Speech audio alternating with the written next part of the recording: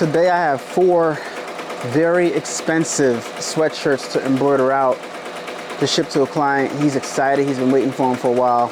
So what I'm doing right now is I'm testing out the design to make sure it embroiders good before I go and start embroidering on these sweatshirts. It's only 4 sweatshirts, but it's a very detailed design. I worked hard on it, and I think the client's gonna like it a lot.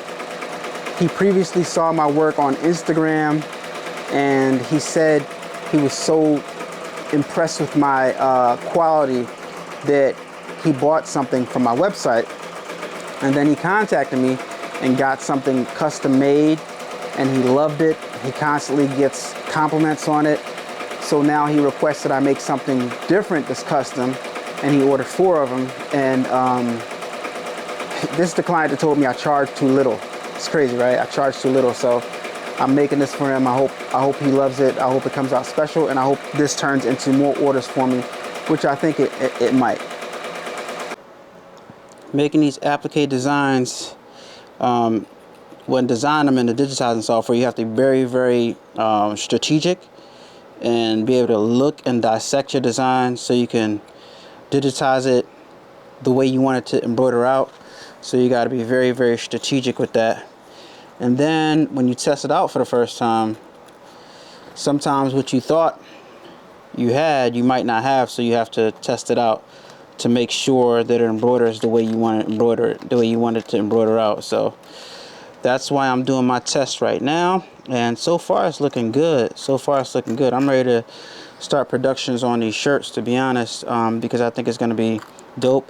I'm not gonna lie, sometimes after digitizing I just go straight in, but because I have these premium hoodies, I really don't want to just go in. I don't want to mess up any one of these because it'll be very, very expensive to replace, and I want to get this client stuff done because this could seriously lead to some new business. So I'm going to do a test run and make sure I have one.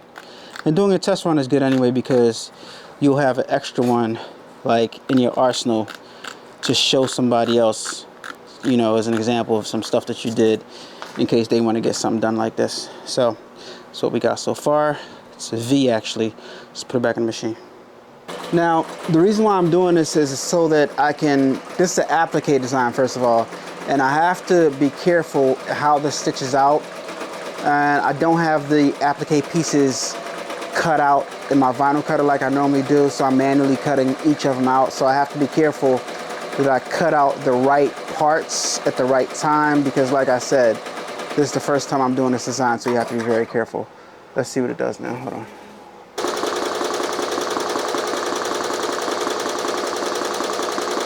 Now I pretty much know my design is gonna embroider fine because I tested it out. This is just finishing up right now. I'll show you guys in a second. But I'm gonna take this bracket off, which is my 6.5 by 6.5 off of my hoop master station because I'm about to start hooping this stuff up. And I'm going to replace it with this right here. All right, this goes at the bottom. This goes at the top. I'm gonna have to adjust this several times to see how I want this to go and what spot I want it to go at. But most likely, this part right here is not, the top part is not gonna be stuck onto the thing because the pockets, the thing is the pockets of the hoodie come up quite a bit. So I'm gonna leave it about right here. So as you can see, this part right here is not gonna really get screwed down. I might bring it down a little bit, but we'll see. We'll see. Let me take the first one and let me test it out for a second so I can kind of show you guys what I'm talking about. So the top part is just floating, and I want the design to fall. See? Yeah, that's what I mean. So that the seam of the hoodie lands on the bottom part of the bottom of the frame. So you center it up, right? And then you put that seam right there because you don't want the design to fall on this seam. All right, so you kind of get that right there, and then you hoop it. All right, so that's perfect. That's exactly what I wanted. All right, so let's take this back off and let's put some stabilizer on the back of our hoop so that we can start hooping these sweaters. And I'm gonna show you guys how I do this. I'm always trying to put my stuff in a perfect spot when I'm hooping my sweaters, so I have to be careful how I put this on, because sometimes I'll unhoop the sweater and rehoop it like 3 or 4 times, and that doesn't allow the stabilizer to stay in place. So what I do is I actually attach the stabilizer to the actual hoop. So I'll get a piece of tape, put it on the edge of the stabilizer, and I will glue it, well, tape it to the frame. All right, so I got one piece of tape on this side, get another piece of tape on the edge of the stabilizer. All right, then I tape the stabilizer to the hoop also on both sides, on both, yeah, right and left. All right, make sure I don't tape it onto itself, which I just did right here. Let me just get another piece. When you got a whole bunch of something, sometimes it's better to not fight with it. Just get another piece. Take too long fighting with it. Alright, and what I'm going for is I want this to be tight. Alright, so it's tight. And I'll fold it under. And I just got underside of this hoop tape right here. And the underside of this hoop tape to the frame right there. Alright, so now we're ready to hoop up the garment. Alright, let me show you how I do that, because I do it differently too. So with this, what I want y'all to remember is I hoop it the way I want it to embroider. Alright, so I'm gonna put this in my frame right here in the station. Just gotta prepare it. Oh yeah, by the way, use my Mighty Hoop affiliate link if you want this. And this, having this Hoopmaster station along with these brackets make it a trillion times easier, so I can't see how you would get through these jobs without it. But I'm gonna show you guys what I mean by I hoop it the way I want it to embroider. Alright, so I'm gonna drape this over top of here, and then I'm gonna talk to y'all for a second. And oh gosh, top part fell. It's okay, put it back on. It's not attached, that's why. It's all good. Alright, so earlier on my embroidery learning experience, what I discovered was sometimes you will try to embroider something large. Also, I gotta reach in here and make sure it's probably a good idea to tape the top and the bottom. Sometimes you'll have a hoop and you'll want to embroider large on it onto your garment, and you'll hoop it onto the machine, and when embroidering, your machine will be pulling the neck right to left. Alright, and that's a problem, because when it pulls the garment right to left, the garment can lose registration. And that's what was happening to me earlier on in my embroidery journey, and I had to discover a way to get around that. So what I do now when I'm embroidering is, in the machine, I flip my design upside down and I hoop my design. It goes into the machine this way, because you can see that U shape right there. So I hoop it upside down so that way I'm placing the design into the machine upside down, and the design is embroidering upside down, so it can articulate and have all this room where the body is to go right and left, up, down, so I don't have to worry about it pulling on the neck, because the neck is a smaller part, if that makes sense. All right, so let me show you guys, break it down. So I put my garment into the machine body side in, so now it has all this area right here to move around. But if you put your garment inside the machine neck side in, it doesn't have that much room to articulate, go right and left, and it could get snagged and it can start losing registration when it pulls right here. All right, so that's how I do that. All right, let me see who got who's calling me right here. So we got this going over here, looking absolutely gorgeous, and we got the buy going over here, looking absolutely gorgeous, and we finished one up right here, looking good on this premium hoodie. Then we finished another one up right here, looking good on that premium hoodie right there. So we're pretty much done with this job. Just finishing up these two Let me know what you guys think. I think this looks amazing with this tackle twill. I think it looks fantastic. Got it layered. We got the blue, the navy blue, and we cut that out. And we got the yellow, the gold rather, and then we cut that out. Then we got this other navy blue we had to put, and then finally white. Looks good, looks good. Let me know what you guys think in the comments down below, guys. If you're in the market for a bi embroidery machine, this is the one I recommend you to get, the Bi Vision. Why? Because it is tried and true. It is solid and it's reliable. It's reliable. It's less problematic. Now, one thing I will tell you, and I said this before, the Racoma is fine. The Racoma works just great. There's nothing wrong with it. It's a little bit more temperamental. When I say that, I mean, in order to get this to run, to be a master at this machine, you have to learn to adjust the settings a little bit more. Whereas though this baby right here is kind of plug and play. But one thing I will say that I've said before is if you start both of these machines at the same time, this is faster. This embroider is faster. You can just tell with the speed. This is slow and steady, and it gets done a quality product every single time. To me, when I'm going to go test stuff out, or when I'm doing just a few things and I want something reliable, let me check this real fast. I see a hump right there. Let me stop it. I see a hump. And when I say I see a hump, I need to reach under here and make sure it's not embroidered on itself. And yeah, it's clear. Okay. Just wanted to check, make sure everything's clear under there. Yeah, it's not, and it's not embroidered on itself. Yep, always got to check that. If you see something, might as well check it. All right, so I checked that. And yeah, like I said, slow and steady, quality stitches. It gets the job done. People would ask me if I could do it again. If I could honestly do it again, I wouldn't do anything differently, because I appreciate the knowledge that both machines have given me. But if I had to pick just between one right now, I'd honestly love an arsenal of these machines, because they're just, anything you throw at them, they just go. You know what I mean? They just go, and it's like I said, consistent, reliable. I trust it. I walk away from it, and it keeps on going. This is tried and true. I make this work. It's a quality machine, but the difference is the price point. The price, guys, the price.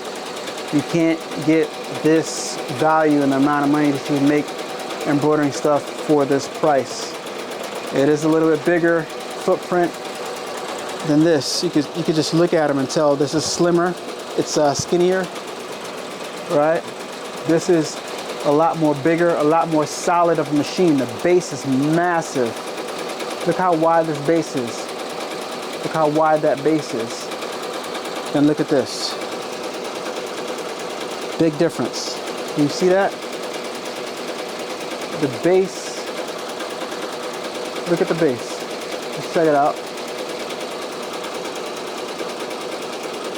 I don't know if you guys could tell, but it's a lot more massive. It's a lot more solid than this one. But yeah, both of them are great machines.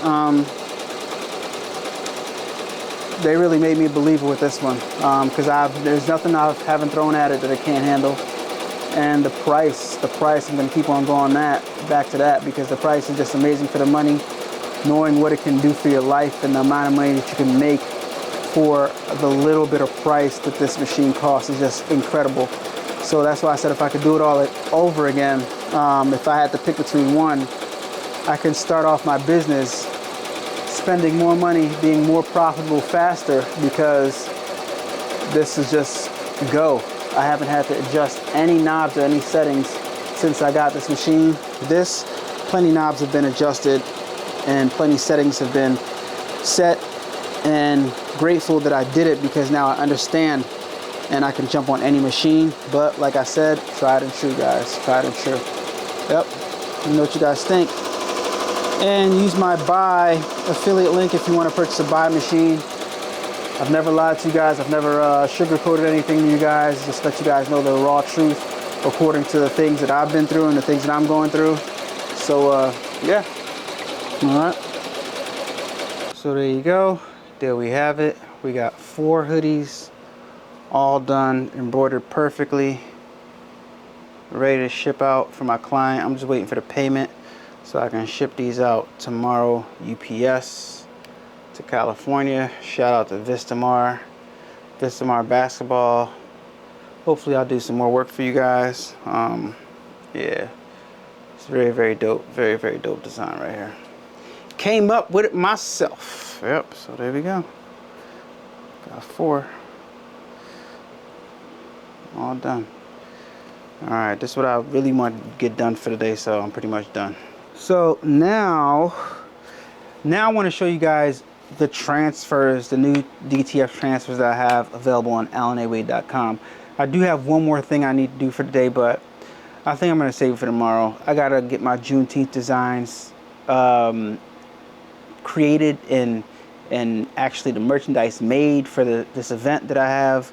It's actually on Friday, but I want to go to the gym and I want to relax for the rest of the day because this was I like this project, and every time I do something that I'm like really satisfied with, especially if I think if it's significant for the day, I like to just wrap my day up on a good note. So I'm gonna wrap my day up on a good note. But look at these DTF shirts that I did yesterday. Check this out. This right here is for another organization. I gotta put 2 more transfers on these shirts, but I want to save that for a video so I can show it to you guys pressing. But I did like 4 or 5 of these. They're pretty dope, straight from the DTF printer, nice and vibrant, looking good. But yeah, dope, right? All right, get into it. It says grind to greatness. #1, available now, AlanAwade.com. It's kind of like a tall design, very tall. So yeah, I think this is about 12 or 13 inches tall. You guys see, available now, AlanAwade.com. All right, and we got this one, bold and brave, available now, AlanAwade.com. A lot of people were saying I had women's stuff, but I don't have any like black men's stuff, so trying to incorporate a few of those. Then we got boss, big boss vibes, available now, AlanAwade.com. Again, all big boss vibes. All right, and this one I didn't hold it up to me, so you guys, big prints.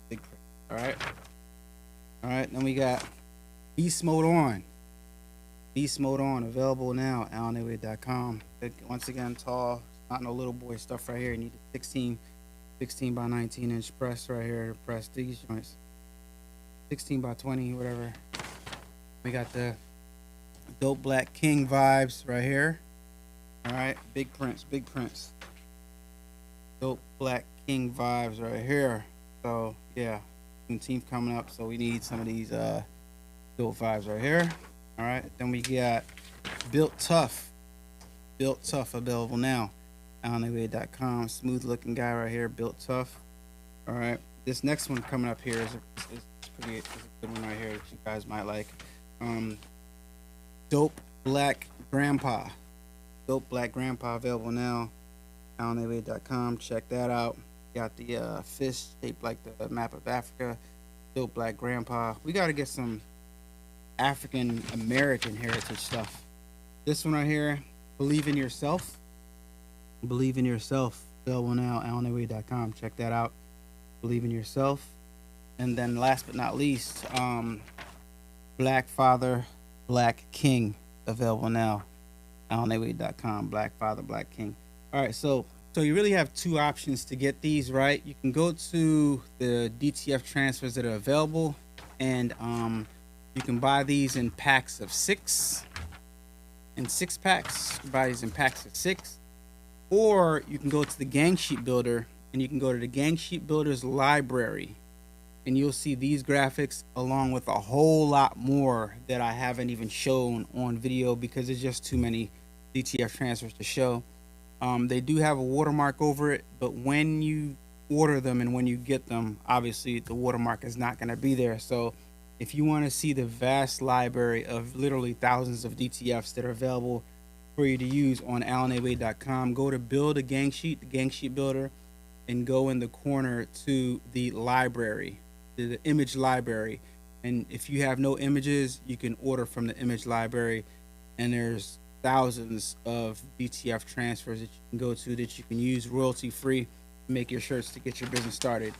All right, so check that out. You do not need to have images. I already have images in the DTF, the image library on the gang sheet builder, so that you guys can use, start making money right away. And then you can explore avenues after you start generating some revenue of getting your own individual images so that you can use your original stuff. But like I said, you can like make a bunch of money from the images that I have already available to you. So no excuses. Need some extra money? Go ahead over to my gang sheet builder, choose from the vast images I have on the image library, and start making money. All right, so thank you so much for watching, guys. Don't forget to like, comment, and subscribe on this video, and I'll talk to you guys in the next one.